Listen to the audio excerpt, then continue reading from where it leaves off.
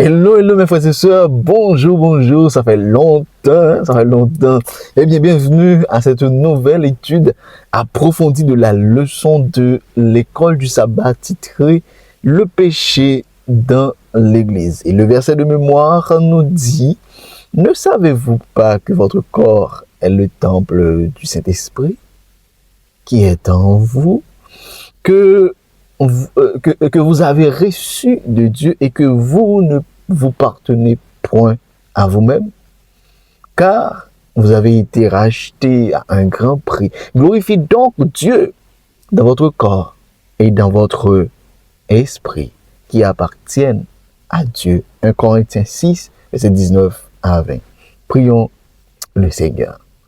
Immortel roi des cieux, merci pour ton amour et ta grâce envers nous. Merci Seigneur pour ce moment que nous allons passer ensemble. Bénis ce moment. Protège-nous au nom de Jésus. Amen. Le péché dans l'Église, c'est que lorsque nous parlons de péché, notre pensée se tourne souvent vers le monde.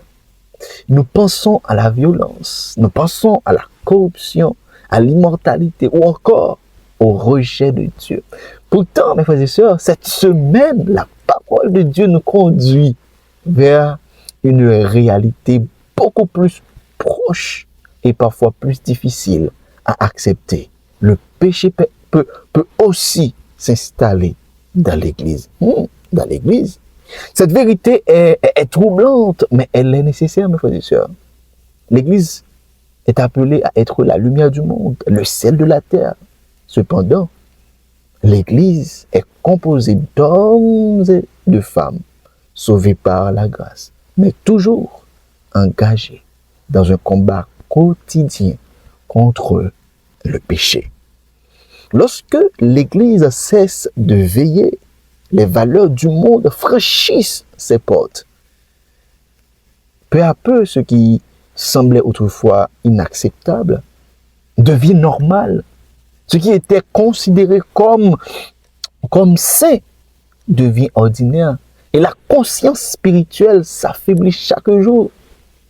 Eh bien, l'histoire de l'Église de Corinthe nous rappelle que les plus grands dangers ne viennent pas toujours de la persécution extérieure.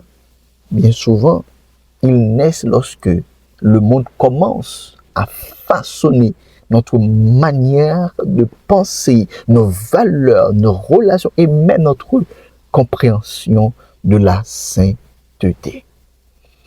Le problème de Corinthe n'était pas seulement doctrinal, il était également moral. Les divisions avaient déjà fragilisé l'unité de l'Église. Désormais, Paul doit faire face à une autre crise qui est l'immoralité sexuelle, les conflits entre les croyants, les procès devant les tribunaux païens, la prostitution, les difficultés liées au mariage.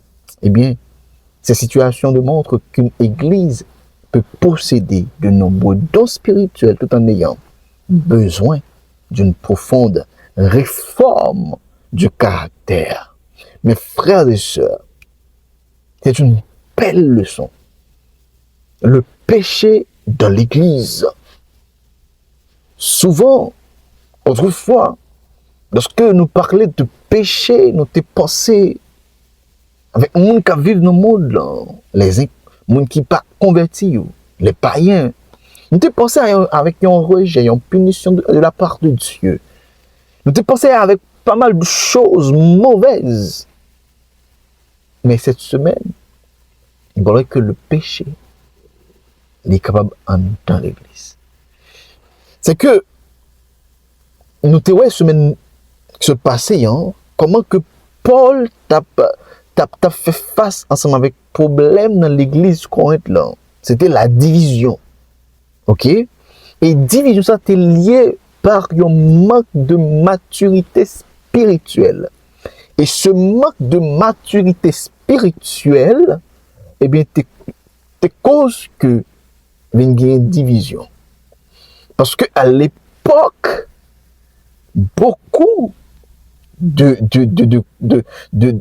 membres disaient, ah, moi je suis d'Apollos, moi je suis de Céphas, je suis de Paul. Il y avait une division totale à l'église.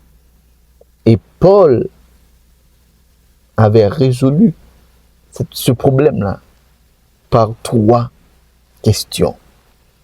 Et la première question était, Christ est-il divisé?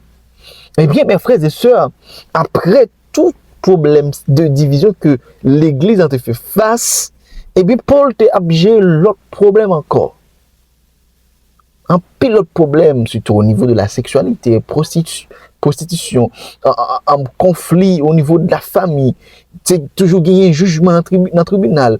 C'était problème. C'était problème. Mais maintenant, essayons d'actualiser la leçon dans notre monde actuel, dans notre vie quotidienne, du moins à l'église, là, côté que nous avons persévéré.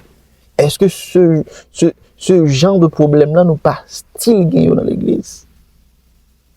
Est-ce que nous pas fait face avec ce genre de problème ça? Qui solution que nous porter? Qui ça nous fait? Mes frères et sœurs, nous pas capables d'empêcher les oiseaux de passer sur tête nous, mais nous pouvons empêcher de faire niche sur tête nous. Nous pas empêcher mauvaise pensée, autre chose mauvaise venir dans l'esprit nous, mais nous pouvons empêcher de faire caille la caille nous. Nous pour nous arriver à faire. Il y a toujours un problème à l'église, il y a toujours un tas de bagailles.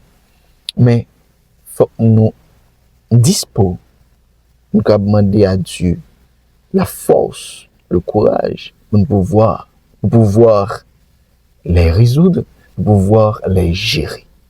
Mes frères et sœurs, c'est une belle leçon. Rendez-vous, c'est pour demain matin encore, si Dieu le veut, pour une autre capsule pareille. Le péché dans l'église. Pas oublier, nous un like, pas oublier, laissez un commentaire.